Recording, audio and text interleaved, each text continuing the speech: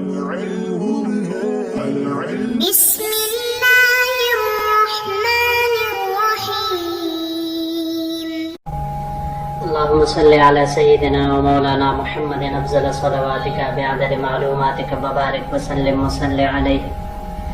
بسم اللہ الرحمن الرحیم. عزیز طلباء کرام، مختارات من ادب العرب سے بحمد اللہ تعالی آج ہمارا 46واں سبق ہے، اور آج کا مضمون عنوان ہے اس کا اخوان الصفا، یعنی مطلب جس کا ہے مخلص بھائی. تو بڑھتے ہیں اپنے سبق کی طرف، سلائیڈ کی طرف بڑھتے ہیں. فبينما الغراب في كلامه إذ أقبل نحوهم ظبي يسعى. کوے کے کلام کے دوران اچانک ایک ہرن ان کی طرف دوڑتا ہوا آیا. فزعرت منه السلحفاة فغاصت في الماء. کچھوا دہشت زدہ ہو کر پانی میں کود گیا. وخرج الجرز إلى جحره. اور چوہا اپنے بل کی طرف نکل گیا. وطار الغراب فوقع على شجرة. کوا اڑ کر درخت پر بیٹھ گیا. ثم ان الغراب حلق في السماء لينظر هل للظبي طالب. پھر کوے نے فضا میں ایک چکر لگایا تاکہ دیکھ سکے کہ ہرن کو کوئی پکڑنے والا ہے کہ نہیں. فنظر فلم یر شیئا. اس نے دیکھا پر اسے کوئی چیز نظر نہیں آئی، کوئی دکھائی نہیں دیا. فنادى الجرز والسلحفاة. بس اس نے چوہے اور کچھوے کو آواز دی. وخرجا. اور وہ دونوں نکل آئے. فقالت السلحفاة للظبي حين رأته ينظر إلى الماء. تو کچھوے نے جب ہرن کو پانی کی طرف دیکھتے ہوئے دیکھا تو اس سے کہا اشرب ان کان بک عطش. اگر تجھے پیاس لگی ہے تو پی لے. ولا تخف. اور خوف نہ کرو. فإنه لا خوف عليك. کیونکہ یہاں تمہارے اوپر کوئی خوف نہیں ہے. فدنا الظبي فرحبت به السلحفاة وحيته. چنانچہ ہرن قریب آیا، کچھوے نے اسے سلام پیش کیا اور خوش آمدید کہا. وقالت له من أين أقبلت. اور اس سے پوچھا کہ آپ کہاں سے آئے ہو. قال كنت أصنع بهذه. یہ كنت أصنع انشاءاللہ یہ پھر اگلے سلائیڈ کے ساتھ اس کو جوڑیں گے. اچھا جی، حل لغات کی طرف جانے سے پہلے یہاں پر ایک مصنف کے بارے میں تھوڑی سی وضاحت کر دیتے ہیں کہ یہ چونکہ خیالی واقعہ ہے، تخیلاتی، تو اس کے بارے میں جاننا ضروری ہے تاکہ مصنف کے احوال بھی سامنے آ جائے اور پتہ چلے کہ مصنف اس کی حیثیت ادب و انشاء میں کیا تھی اور اس طرح کے واقعات میں وہ کیا حیثیت رکھتے تھے. تو مصنف کا نام عبداللہ ابن مقفع ہے. مقفع اصل سے یہ فارسی تھے، یعنی اصلاً فارسی النسل تھے، لیکن ان کی پرورش چونکہ عربی ماحول میں ہوئی تھی تو اس وجہ سے ان کو عربی اور فارسی دونوں لغتوں پر یکساں طور پر عبور حاصل تھا، کتابت کے حوالے سے اور تکلم کے حوالے سے، دونوں اعتبارات سے. بنو عباس کے زمانے میں یہ مسلمان ہوئے تھے اور بنو امیہ کے زمانے میں ان کو منشی مقرر کیا گیا. پھر خلیفہ منصور کے زمانے میں 142 ہجری میں ان کو قتل کیا گیا تھا. لیکن مصنف رحمہ اللہ ادب و انشاء میں ایک اصولی حیثیت رکھتے تھے.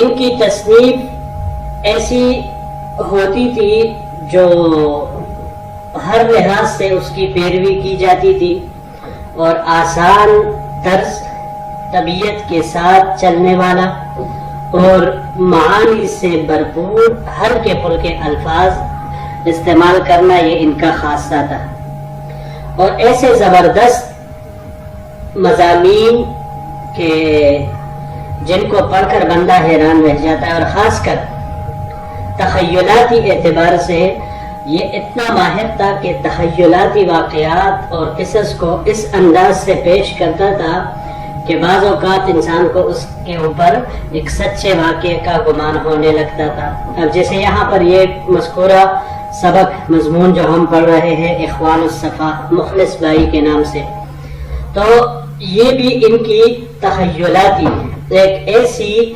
غیر مضر اور سبق آموز مضمون ہے کہ جس کو دیکھ کر انسان اس سے بہت کچھ سیکھ سکتا ہے، اخلاقی لحاظ سے، ادبی لحاظ سے، لغوی لحاظ سے، ہر لحاظ سے انسان کو اس سے ایک سبق وہ ملتا ہے۔ تو مصنف رحمہ اللہ کو اللہ نے ایسا ملکہ عطا کیا تھا تخیلاتی قصص و واقعات کو جوڑنے میں، اس کو ایک پیرائے میں پیرونے کے کہ انسان کا گمان بھی نہیں ہو سکتا اس واقعے کو پڑھتے پڑھتے کہ بھائی یہ آیا تخیلاتی ہے یا یہ حقیقت میں ایسا ہوا ہے۔ تو یہ زیر نظر مضمون یہ بھی ان کے انہی تخیلاتی شاہکاروں میں سے ایک شاہکار ہے کہ جس میں ایک کوا ہے، ایک چوہا ہے، ایک ہرن ہے اور ایک کچھوا ہے، اور ایک پھر اس میں شکاری آتا ہے۔ تو انشاءاللہ العزیز آگے چل کر پھر واقعہ پورا آپ کے سامنے آ جائے گا مضمون۔ تو اب بڑھتے ہیں ان لغات کی طرف۔ فزعرت یہ باب سمع سے زعرن، زعر یزعر زعرن یا زعرن، اس باب سمع سے دہشت زدہ خوف زدہ ہونے کو کہا جاتا ہے، اور باب فتح سے بسکون العین زعرن استعمال ہوتا ہے، یہ ڈرانے کے معنی میں آتا ہے پھر۔ اور اگر اس کو باب تفاعل سے لیا جائے تزعرن، تو تزعرن اس کا معنی ڈرنا آتا ہے، اور یہی معنی باب انفعال سے انزعارن مصدر اس کا جب آئے تو پھر یہی ڈرنا اور گھبرانے کے معنی میں یہ استعمال ہوتا ہے۔ صلحفات، صلحفات یہ مؤنث کچھوا کو کہا جاتا ہے، مؤنث کچھوا، جبکہ اس کا جو مذکر ہوتا ہے تو اس کو غیلم، غین کے ساتھ کہا جاتا ہے، غیلم اس کو غینم، جمع اس کی صلاحف وہ آتی ہے۔ الجرز تیسرے نمبر پر ہے، الجرز چوہے کو کہا جاتا ہے، اور جمع اس کی جرزان آتی ہے۔ اگلا لفظ جوہر، جوہر یہ سوراخ کو کہا جاتا ہے، دل کو کہا جاتا ہے۔ باب فتح سے جیم کے سکون، ہا کے سکون کے ساتھ جوہرن سوراخ میں داخل ہونے کو کہا جاتا ہے۔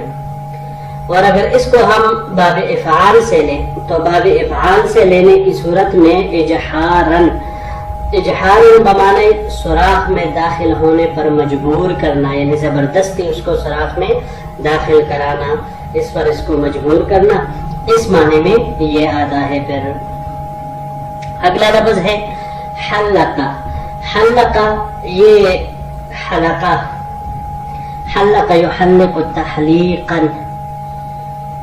تو مختلف ابواب سے اس کا استعمال ہوتا ہے۔ پہلے ہم اس کو لیتے ہیں باب نصرہ سے، نصرہ سے حلقن مصدر اس کا آتا ہے، حلقن اگر سے ضربہ سے بھی آتا ہے لیکن ضربہ سے معنی الگ ہے اور نصرہ سے الگ ہے۔ حلقن جب نصرہ سے ہو تو حلق پر مارنے کو کہا جاتا ہے، لیکن اگر حلقن باب ضربہ سے لے تو پھر مونڈنے کو کہتے ہیں، بالکل صاف کرنا سر کو اسے کہا جاتا ہے۔ یہاں پر باب تفعیل سے استعمال ہوا ہے، حلق یحلق تحلیقا، تحلیقا مصدر اس کا باب تفعیل سے آتا ہے کہ اڑتے ہوئے جیسے یہ پرندے چکر لگاتے ہیں تو یا حلقہ کی مانند جو پرندے گھومتے رہتے ہیں یا بعض اوقات اڑنے میں وہ حلقہ بنا لیتے ہیں، تو اس کو کہا جاتا ہے فضا میں ایک چکر لگانا تحلیقاً، اس معنی میں یہ آتا ہے۔ پھر باب سمع سے حلقاً، لام کے فتحہ کے ساتھ، بفتح اللام، حلق کے درد والا ہونے، یعنی وہ انسان جس کے حلق میں درد ہو اس کو حلقاً کہا جاتا ہے۔ اور تحلق یتحلق تحلقاً باب تفاعل سے اس کا معنی ہے حلقہ بنا کر بیٹھنا، کہ دائرے کے شکل میں جب لوگ بیٹھے حلقہ، تو اسے کہا جاتا ہے۔ اور اس کے علاوہ باب افعال سے بھی یہ استعمال ہو سکتا ہے، احلاقاً، احلق یحلق احلاقاً، برنے کے معنی میں یہ آتا ہے۔ جی اگلا لفظ ہے اسنح۔ اسنح یہ باب فتح سے سنوحاً مصدر آتا ہے، سنوحاً یا سنحاً، سنوحاً، یہ تمام کے تمام مصادر اس کے استعمال ہوتا ہے۔ اگر سنحاً لیا جائے تو ظاہر ہونے کو سنحاً سنوحاً دونوں ظاہر ہونے کے معنی میں یہ آتے ہیں، اور اگر سنوحاً لیا جائے تو سنوحاً یہ کہتے ہیں کہ جو جانور بائیں جانب سے دائیں جانب کی طرف گزرے اس کو کہا جاتا ہے سنوح۔ یہ باب تفاعل سے تسنحاً کہا جاتا ہے، پشت پھیرنے کو، پیٹھ پھیرنے کو، اس کو کہا جاتا ہے تسنحاً۔ تو اس طرح اس کا یہ استعمال ہوتا ہے۔ جی تو اگلے سلائیڈ کی طرف بڑھتے ہیں۔ یہاں پر یہ کلام اس کے ساتھ آنے والے سلائیڈ کے ساتھ اس کو جوڑیں گے کہ جب یہ ہرن جواب دے رہا ہے کنت اصنح بہذہ، تو یہ اس کے ساتھ انشاءاللہ بھی جوڑ دیں۔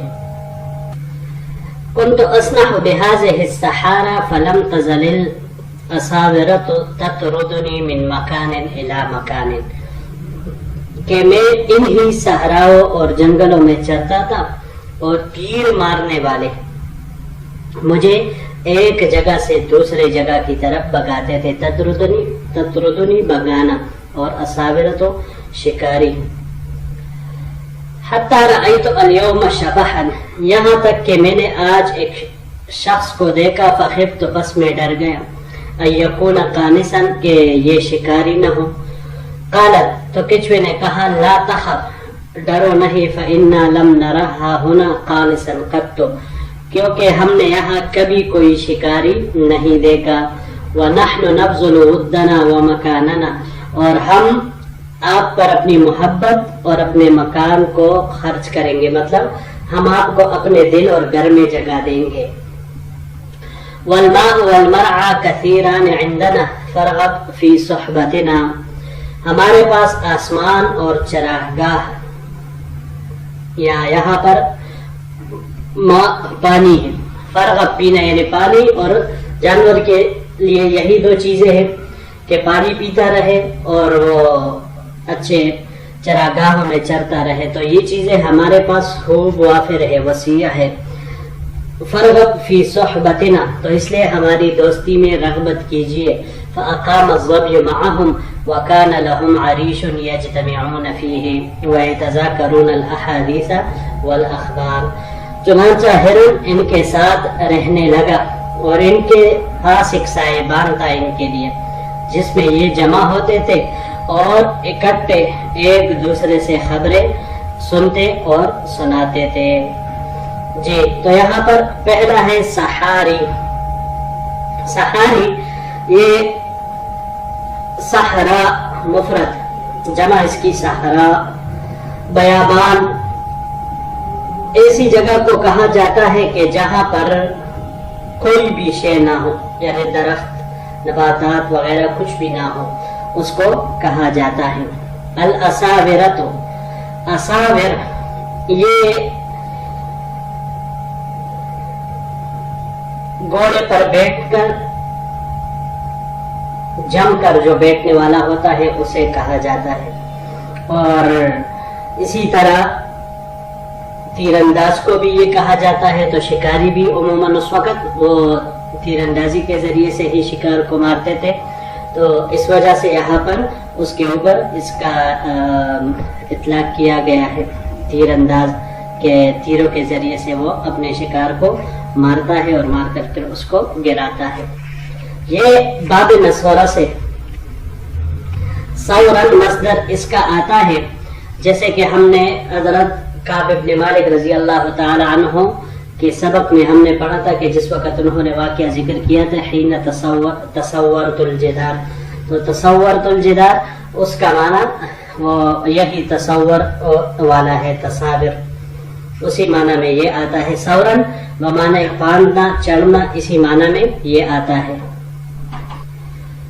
تو نصرہ سے یہی باندھنے کے معنی میں آتا ہے. اور باب مفاعلہ سے اگر اس کو ہم لے مساورتن تو ایک دوسرے پر حملہ کرنے کے معنی میں ہم نے کہا تھا. اس کے علاوہ باب تفعیل سے تصویرن پلانگنے کے معنی میں یا کنگن پہنانے کے معنی میں آتا ہے. اور باب تفاعل سے تصورن دیوار پر چڑھنے کے معنی میں یہ آتا ہے. شبحن, شبحن یہ شبوح اشباح اس کی وہ آتی ہے جب. تو اب یہاں پر باب فتحہ سے شبحن پاڑنے کے معنی میں یہ آتا ہے. اور باب کرمہ سے اس کا مصدر شباحتن آتا ہے, لمبے چوڑے بازو والا ہونا. اور اگر اس کو ہم باب تفعیل سے لے تو باب تفعیل سے لینے کی صورت میں تشبیحن آتا ہے. بڑھاپے کی وجہ سے ایک چیز ایک کے بجائے دو دو دکھائی دے اسے کہا جاتا ہے تشبیحن. قانسن, قانسن یہ شکاری کو کہا جاتا ہے اور اس کی جمع اقناس آتی ہے. باب ضربہ سے قنسن مصدر اس کا آتا ہے, قنس یقنس قنسن. اور اسی طرح باب تفاعل اور افتعال سے تقنسن اور اقتناسن تینوں ایک ہی معنی میں آتے ہیں, شکار کرنا. اور آخری لفظ ہے یہ عریش. عریش اس جگہ کو کہا جاتا ہے کہ جس کے نیچے بندہ وہ سائے میں بیٹھے, یعنی جو سائبان ہوتا ہے, سائبان بھی کہا جاتا ہے, جو سائے والا ہو تو اسے یہ کہا جاتا ہے. اس کی جمع عرش آتی ہے. باب ضربہ سے عرشن اقامت کرنا اس کو کہا جاتا ہے. اور اگر اس کو ہم باب سمعہ سے لیں عرشن یا عرشن دونوں طرح کے بفتح الراء و بسکون الراء دونوں طرح کے استعمال ہو سکتے ہیں. تو پھر یہ متحیر ہونے کے معنی میں آئے گا. اور اگر اس کے علاوہ یہ قربان باب افتعال سے بھی استعمال ہو سکتا ہے اعتراشن. اعتراشن یہ کہا جاتا ہے سایہ لینے کے لیے چولداری بنانا, کہ سایہ لینے کے لیے بننا وہ ایک چولداری سا وہ بنا لے تو اس کو کہا جاتا ہے. جی تو یہی تک ہمارا آج کا سبق تھا. انشاءاللہ والعزیز اگر زندگی رہی تو پھر اگلے درس کے ساتھ آپ کے خدمت میں حاضر ہوں گے. السلام علیکم ورحمۃ اللہ وبرکاتہ.